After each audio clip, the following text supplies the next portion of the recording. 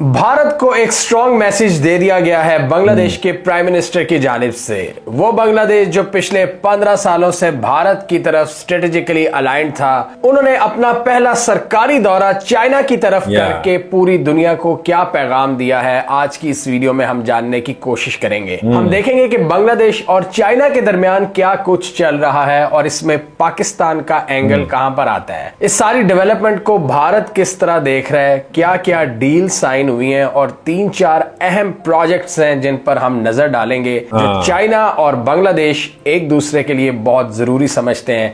आइए जानते हैं चाइना बांग्ला ताल्लुकात। अस्सलाम वालेकुम दोस्तों, कैसे हैं जनाब? आप सब खैरियत से हैं? बहुत ही इंपॉर्टेंट दोस्तों वीडियो होने जा रही है। जो रिसेंट एक विजिट हुआ है पीएम तारिक का चाइना, फिर उसके ऊपर जो डील्स हुई हैं, फिर ये इस साउथ एशिया के अंदर एक नया ब्लॉक जो बना है, ग्रुप बना है पाकिस्तान, चाइना और बांग्लादेश। इसके ऊपर भी जो बड़े बड़े एनालिस्ट हैं वो इसके ऊपर एनालिसिस कर रहे हैं। एक और मेरे पास वीडियो है, पाकिस्तानी ये यूट्यूबर हैं, एनालिस्ट हैं, इन्होंने इसके ऊपर बात की है। बहुत ही शानदार वीडियो है। मैं आपसे रिक्वेस्ट करूंगा आप इस वीडियो को आखिर तक ज़रूर देखें। अगर अभी तक आपने हमारे यूट्यूब चैनल को सब्सक्राइब नहीं किया तो दोस्तों चैनल को भी सब्सक्राइब कर लें और बेल आइकन भी प्रेस कर दें। टाइम वेस्ट नहीं करेंगे, वीडियो की तरफ बढ़ेंगे। आइए दोस्तों इस वीडियो को अंत तक देखेंगे। 3, 2, 1 एंड क्यू। और मजे की बात है कि इन दोनों ममालिक के दरमियान जो प्रोजेक्ट हैं वो कोई इतने सिंपल नहीं, वो कॉम्प्लिकेटेड हैं और ट्रांस बाउंड्री प्रोजेक्ट हैं, जिसमें इन दोनों के अलावा भी तीसरी एंटिटीज मौजूद हैं और उन प्रोजेक्ट्स की मालूमात भी बहुत इंटरेस्टिंग है।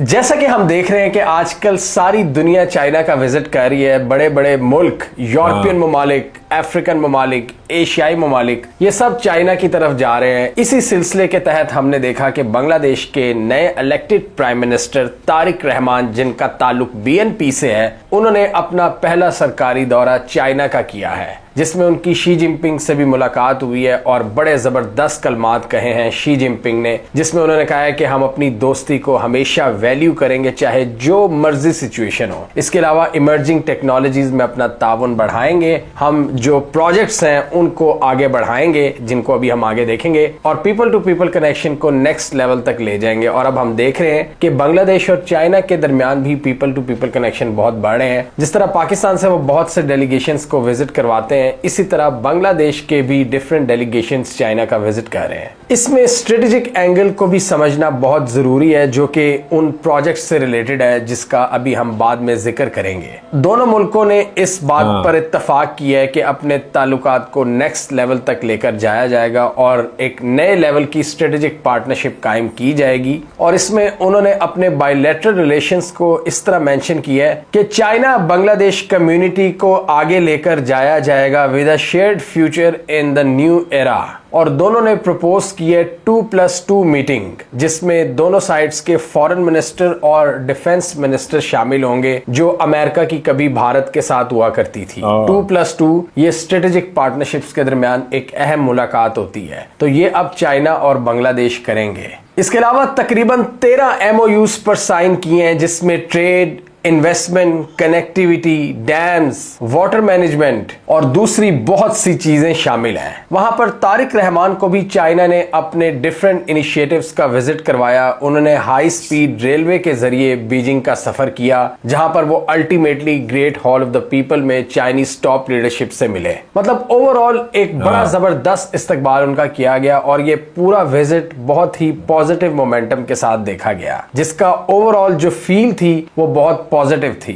यानी बांग्लादेश ने बता दी है कि हमारी जो स्ट्रेटेजिक अलाइनमेंट है वो एक किस्म की चाइना की तरफ होगी। वो बांग्लादेश जो हमेशा से ऐलान करता है कि हम किसी भी ब्लॉक पॉलिटिक्स का हिस्सा नहीं बनेंगे, जबकि हसीना वाजिद ने ये पॉलिसी होते हुए भारत के साथ अलाइनमेंट की और बहुत हद तक भारत उनको डिक्टेट करता रहा मेजर पॉलिसी डिसीजंस में। और उसी वजह से फिर हमने देखा कि एक बहुत ज्यादा नफरत भड़की भारत के खिलाफ और प्रो चाइना और प्रो पाकिस्तान सेंटिमेंट्स क्रिएट हुए बांग्लादेश की यूथ के अंदर। तो क्या हम ये अखज़ कर सकते हैं कि तारिक रहमान ने आखिरकार भारत को डिच करवा दिया है? वो भारत जो बड़ी उम्मीद कर रहा था कि जो इलेक्टेड गवर्नमेंट आएगी, जो मुंतखब सरकार आएगी, उससे हम बातचीत करेंगे, लेकिन अभी कुछ आगे नहीं बढ़ पा रहा, क्योंकि मोहम्मद यूनुस और उनके जो सपोर्टर्स थे वो तो टोटल एंटी इंडिया थे, वो बहुत होस्टाइल थे इंडिया की तरफ, और उसकी उन्होंने रीजंस भी बताई थी। भारत का रवैया कि भारत किस तरह उस सेटअप के खिलाफ फेक न्यूज का एक प्रोपेगेंडा चलाए हुए था। तो भारत को उम्मीद थी कि नई हुकूमत के आने से कुछ ताल्लुकात शायद बेहतर हो सकते हैं, और स्पेशली बीएनपी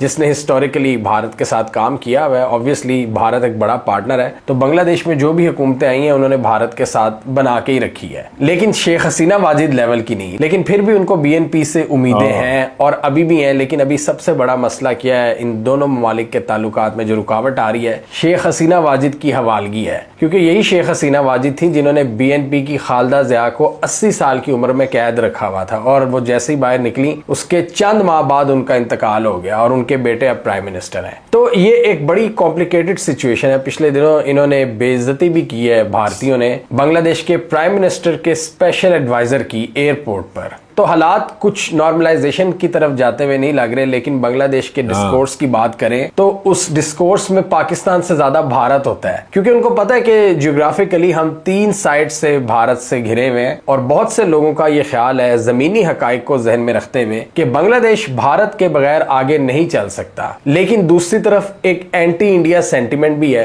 तो अब जरा उन प्रोजेक्ट्स पर नजर डालते हैं जिससे हमें मजीद क्लियर होगा कि क्या बांग्लादेश ने अपनी स्ट्रेटेजिक डायरेक्शन का रुख चाइना की तरफ कर लिया है, और क्या भारत को फाइनली टाटा बाय बाय कह दिया है। आइए जानते हैं, जरा उन कॉरिडोर्स पर नजर डालते हैं जिन पर बात की है चाइना ने भी और बांग्लादेश ने भी। पहले उस प्रोजेक्ट की बात करते हैं जिसमें चाइना ज्यादा इंटरेस्टेड है, लेकिन बांग्लादेश को उसमें चैलेंजेस नजर आ रहे हैं। ये हमने जिक्र किया था इस वीडियो में, इस कॉरिडोर का जो चाइना का यूनान प्रोविंस है, वहां से चाइना BRI का एक नया रूट निकालना चाहता है, म्यांमार के रास्ते बे ऑफ बंगाल को कनेक्ट करना चाहता है। यानी बांग्लादेश की पोर्ट्स को, म्यांमार की पोर्ट्स को अपने यूनान के प्रोविंस के जरिए, जिसका बॉर्डर म्यांमार से लगता है। लेकिन मसला ये है, हमने इस वीडियो में एक्सप्लेन किया था कि म्यांमार का वो जो वेस्टर्न पार्ट है जो समंदर से लगता है बे ऑफ बंगाल से, वहां पर मसले मसाइल बहुत हैं। वहां पर रोहिंग्या मुस्लिम्स के साथ बहुत बुरा किया जाता है। वहां पर एक रखाइन आर्मी है जिसका पूरा टोटल कंट्रोल है, और स्टेट की आर्मी के साथ भी उनके मसले मसाइल हैं जो उनकी जनता है वहां पर। तो वहां पर डिफरेंट ग्रुप्स आपस में लड़ रहे हैं, और बांग्लादेश ये चाहता है कि पहले ये रोहिंग्या मुस्लिम्स का मसला हल हो। और एक रखाइन कॉरिडोर की बात हुई थी कि रोहिंग्या मुस्लिम्स के लिए एक सेफ पैसेज बनाया जाए बांग्लादेश तक। तो रखाइन कॉरिडोर बांग्लादेश ये समझता है कि ऑलरेडी बहुत से रोहिंग्या मुस्लिम्स म्यांमार के हमारे पास हैं, तो उनकी हम बाहिफाजत वापसी चाहते हैं। तकरीबन 12 लाख के करीब रोहिंग्या रेफ्यूजीज हैं जिन्होंने बांग्लादेश में पनाह ली हुई है, जो कि ये रखाइन स्टेट के जरिए एंटर हुए हैं बांग्लादेश में। लेकिन वो वापस जा भी नहीं सकते, क्योंकि वो जैसे ही वापस जाते हैं तो उनके साथ जुल्म शुरू हो जाता है। तो ये एक बहुत बड़ा मसला है जिसको चाइना भी हल करने की कोशिश कर रहा है। चाइना वहां पर पीस डील्स भी करवाता है इन पार्टीज के दरमियान। अराकन आर्मी है जो कि ज्यादातर ये वेस्टर्न म्यांमार के इलाके को कंट्रोल करती है। ये रखाइन स्टेट जो है म्यांमार की, जो कनेक्ट करती है बांग्लादेश को, और यहां से ही चाइना ने BRI का एक नया पैच निकालना है, क्योंकि यहां से चाइना को एक फायदा नजर आता है मलाका स्ट्रेट को बाईपास करने का। ये जो ट्रेडिशनल ट्रेड रूट्स हैं, चाइना एक और रास्ता निकालना चाहता है। आपको याद होगा जब CPEC शुरू हुआ था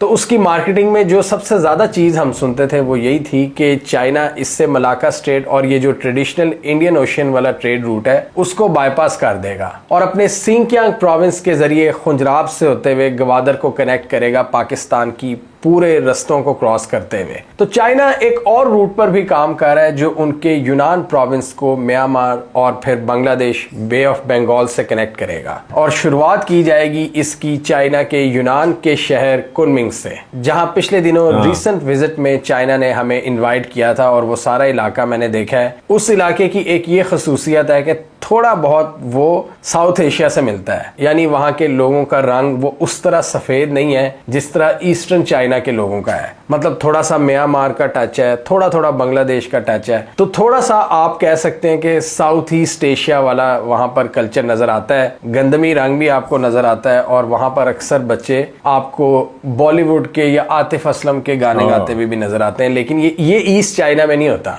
जो कि एक टोटल अलग दुनिया है, जो बीजिंग की दुनिया है, जो शंघाई की दुनिया है, वो एक अलग, वो एक एडवांस चाइना है। और ये चाइना के स्टैंडर्ड्स के मुताबिक इतना एडवांस नहीं है, लेकिन जो हमने वहां पर देखा था वो हमारे सिटी से बहुत हद तक वो भी एडवांस है, यूनान का प्रोविंस। तो वो चाइना का साउथ वेस्टर्न इलाका है जो कि चाइना उसको मजीद तरक्की देने की कोशिश कर रहा है और वहां से सप्लाई चेन्स को बेहतर करना चाहता है, ग्लोबल ट्रेड रूट्स को कनेक्ट करना चाहता है। और ये जो प्रोपोज ट्रेड रूट है इसकी लंबाई तकरीबन 1700 किलोमीटर तक है, जो कि कुनमिंग से लेकर म्यांमार और फिर ये जाएगा कॉक्स बाजार, बे ऑफ बंगाल तक। बांग्लादेश और चाइना का यहाँ ये भी प्लान है कि इस प्रोजेक्ट को मोंगला पोर्ट तक एक्सटेंड किया जाए, जो कि स्ट्रेटेजिकली बांग्लादेश की second most important port city है। और यहाँ से भारत ने पास्ट में बड़ा फायदा उठाया हुआ है, क्योंकि भारत यहाँ से कनेक्ट करता था सेवन सिस्टर स्टेट्स को, क्योंकि सेवन सिस्टर स्टेट्स की जो सारी ट्रेड थी वो बे ऑफ बंगाल के करीब थी, जो बांग्लादेश के पानी है। जैसा कि मोहम्मद यूनुस ने एक दफा कहा भी था कि सेवन सिस्टर्स को फायदा उठाना चाहिए, तो भारत ने इस पर बड़ा गुस्सा किया था। ये भारत के वेस्टर्न इलाके जैसे कलकत्ता वगैरह से सिर्फ 150 किलोमीटर की दूरी पर है, तो भारत ने यहाँ पर ठेके लेने थे। भारत का ये प्लान था कि हम टर्मिनल्स बनाएंगे और हम ज्यादा यूज कर सकेंगे, और उसके ठेके भी अब चाइनीज कंपनीज को मिलने जा रहे हैं। तो भारतीय मीडिया पर एक ये भी बड़ा रौला मचा हुआ है कि ये पोर्ट भी गई हमारे हाथ से, जिस तरह चाबहार पोर्ट हमारे हाथ से निकल गई थी।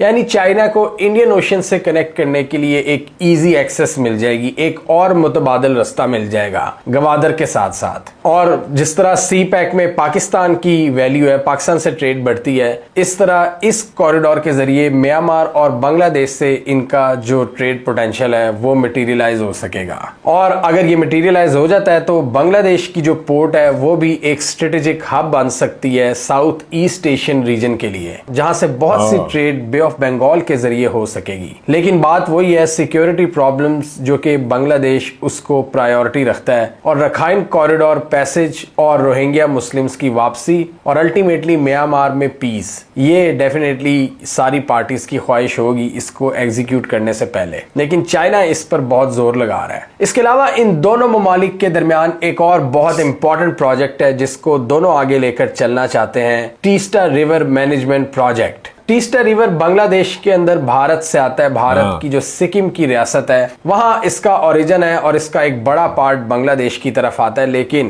तीस्ता रिवर के साथ भारत क्या कर रहा है पिछले कुछ सालों से, जो बांग्लादेश के साथ जो भारत पाकिस्तान के साथ कर रहा है, मतलब डेटा शेयर नहीं कर रहा और इस रिवर मैनेजमेंट के हवाले से बांग्लादेश के साथ ताउन नहीं कर रहा, जिससे क्या हो रहा है कि बांग्लादेश में कभी सैलाब आ जाते हैं, कभी पानी की शॉर्टेज हो जाती है। बिल्कुल वही सूरत हाल जो भारत पाकिस्तान के दरियाओं के साथ कर रहा है। झेलम, चनाब, रावी, ब्यास वगैरह को तो ये पहले ही बिल्कुल सुखा चुके हैं, अब ये पाकिस्तान के बकाया दरियाओं के भी पीछे पड़ चुके हैं। तो यही चीज ये अब बांग्लादेश के साथ कर रहे हैं। और ये भी हमने एक वीडियो में डिस्कस किया था आज से तकरीबन 2 साल पहले, सारी सिचुएशन जब बांग्लादेश में फ्लड्स आ गए थे और जब ये सारी नई सिचुएशन पैदा हुई थी तो भारतीय सरकार ने इनसे ताउन करने से इनकार किया हुआ है। तो पहले हसीना वाजिद की हुकूमत क्या सोच रही थी कि तीस्ता रिवर मैनेजमेंट प्रोजेक्ट हम बनाएंगे भारत के साथ, क्योंकि भारत से आता है तो भारत से मदद लेंगे कि आप हमारी मदद करें। लेकिन भारत यहाँ अपनी मनमानी कर रहा है, हॉस्टिलिटी दिखा रहा है। तो अब बांग्लादेश के पास कोई और ऑप्शन नहीं बचा सिवाय ये कि वो चाइनीज हेल्प लें। और इससे भी भारत को बहुत ज्यादा तकलीफ होती है कि एक ऐसा दरिया जिसका ओरिजिन भारत में है, उस हवाले से वो चाइना से मदद क्यों ले रहे हैं, उसकी मैनेजमेंट के हवाले से।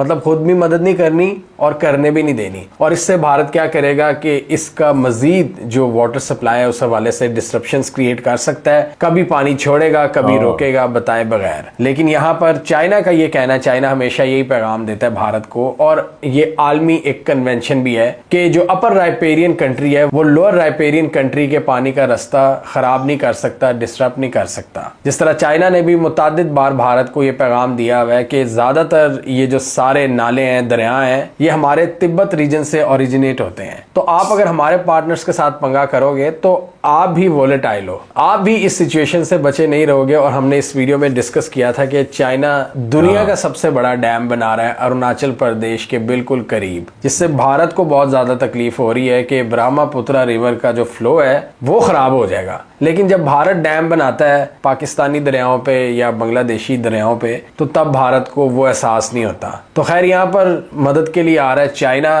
तीस्ता रिवर मैनेजमेंट प्रोजेक्ट के लिए। ये भी $1 बिलियन का प्रोजेक्ट है जिससे बांग्लादेश को इसके वाटर मैनेजमेंट करने में आसानी होगी। चाइना की एक्सपर्टीज जो लेटेस्ट इंजीनियरिंग टेक्निक्स हैं। इसके अलावा इन दोनों ममालिक के दरमियान ताल्लुकात की बात करें तो ट्रेड इस वक्त $24 बिलियन पर खड़ी है और चाइना बांग्लादेश का सबसे बड़ा ट्रेड ट्रेडिंग पार्टनर है और उसके बाद भारत आता है। और इसके अलावा भी हम देख रहे हैं कि बहुत सी चीजों में बांग्लादेश अब चाइना की तरफ जा रहा है, इनके BRI प्रोजेक्ट के विजन का भी हिस्सा है। इसके अलावा दोनों ममालिक ने इस ख्वाहिश का भी इजहार किया है कि चाइना के जो मल्टीलैटरल फोरम्स हैं, ब्रिक्स, SCO वगैरह, इनके अंदर बांग्लादेश की शमूलियत होगी, जो कि एक गेम चेंजिंग इवेंट होगा, जिन फ्रेमवर्क्स को भारत ऑलरेडी पसंद नहीं करता क्योंकि चाइना और रशिया इसको लीड कर रहे हैं। तो ये एक बहुत बड़ी डेवलपमेंट होगी। इसके अलावा जो डिफेंस प्रोक्योरमेंट है वो इस वक्त बांग्लादेश चाइना से कर रहा है और भारतीय मीडिया तो ये भी कह रहा है कि J-10C की भी बात हुई है। भारत में पहले ही खौफ शुरू हो जाता है, पब्लिकली ना भी है लेकिन भारतीय मीडिया बता रहा होता है कि बहुत सा डिफेंस इक्विपमेंट अब बांग्लादेश बाय करने जा रहा है, जो ऑलरेडी कर रहा है। सबमरीन्स वगैरह, नेवी में भी चाइना इनकी मदद कर रहा है जिस तरह पाकिस्तान की कर रहा है। तो अब फाइटर जेट्स वो चाइना के खरीदना चाहते हैं। J-10C ने जो परफॉर्म किया है पाकिस्तान एयरफोर्स ने, तो वो अब लेना चाहते हैं। JF-17 थंडर्स के हवाले से ऑलरेडी उनकी पाकिस्तान से बातचीत चल रही है। तो आप देख रहे हैं कि जो चाइनीज सिस्टम्स हैं और उनकी इंटीग्रेशन जो पाकिस्तान ने डेवलप कर ली, अपने सिस्टम्स बना ली हैं, तो यहाँ पर पाकिस्तान, बांग्लादेश और चाइना का आपको एक कन्फ्लुएंस नजर आ रहा है, एक इत्तेहाद नजर आ रहा है कि डिफेंस इंडस्ट्री में इन तीनों का इल्हाक। और भारत के ईस्टर्न और वेस्टर्न फ्लैंक्स में पाकिस्तान और बांग्लादेश चाइनीज इक्विपमेंट का इस्तेमाल करते हुए भारत की अग्रेशन को अंडरमाइन कर सकते हैं, जो कि एक बहुत बड़ी डिफीट है भारत के लिए। और ये सोचने वाली चीज है कि भारत जो कुछ साल पहले तक कह रहा था कि हम चाइना के कंपेटिटर हैं, आज वो कहीं नजर ही नहीं आ रहा। और मोदी सरकार ने पिछले कई सालों से वो हुकूमत कर रहे हैं, 12 साल हो गए हैं, और अब ऑब्वियसली उनका एंड है। तो एंड पे वो सारा दबड़दूस करके जा रहे हैं। भारत का सारा जो एक बना बनाया सिस्टम था, जो इमेज था, उसको वो तबाह करके जा रहे हैं। उन अपनी स्ट्रेटेजिक पार्टनरशिप्स को वो खत्म कर चुके हैं। इकोनॉमिकली भारत का कहीं कोई नाम नहीं है, मतलब अपनी बड़ी पॉपुलेशन है वही उनकी इकोनॉमी है। इसके अलावा जो स्ट्रेटेजिक एंगेजमेंट्स हैं वो भारत की बहुत फेल हुई हैं। आप देखें US ने जो इंडो पैसिफिक कमांड का नाम चेंज किया है, भारत को अपने स्ट्रेटेजिक इक्विलिब्रियम से निकाल दिया है। इसके अलावा चाइना से जो मुकाबले की बात करते थे, आज पूरी दुनिया चाइना जा रही है। और भारत का इमेज हम सब जानते हैं, जो इस वक्त सोशल मीडिया पर आता है, पूरी दुनिया के मीडिया पर, कि जी वहां पर गंदगी बहुत है, वहां पे कोई सिस्टम नहीं है, कोई डिसिप्लिन नहीं है। तो ये मोदी सरकार ने भारत को दिया है अपनी 12 साल की हुकूमत में, कि यहाँ पहले यहाँ चाइना था और यहाँ इंडिया था, अब यहाँ चाइना है और यहाँ भारत है। मतलब कहीं नजर नहीं आ रहा। और कंपटीशन तो दूर की बात है, अपने से 4-5 गुना जो छोटा कंट्री है पाकिस्तान, वो उससे ही compete नहीं कर पा रहे। इनको मिलिटरीली मार पड़ी, इनको इकोनॉमिकली मार पड़ी, इनको कल्चरल शॉक लगे, पूरी दुनिया में इनकी बदनामी हुई, और ओवरऑल इसने भारत की स्ट्रेटेजिक स्टेबिलिटी में कमी की है। जिस तरह आए दिन डोनाल्ड ट्रंप इनकी बैंड बजा के चले जाते हैं, तो इससे हमें पता चलता है कि भारत की कोई इंपॉर्टेंस रही नहीं है। कहाँ चाइना से मुकाबले की वो बात करते थे, और नो डाउट मनमोहन सिंह के दौर में ये बड़ी तेज। तो दोस्तों, बहुत ही इंटरेस्टिंग वीडियो थी। आपको ये वीडियो कैसी लगी, इसके बारे में आपने फीडबैक जरूर देना है। कमेंट सेक्शन में जाएं, कमेंट करें। मिलेंगे आपसे नेक्स्ट वीडियो में, तब तक के लिए अल्लाह हाफिज।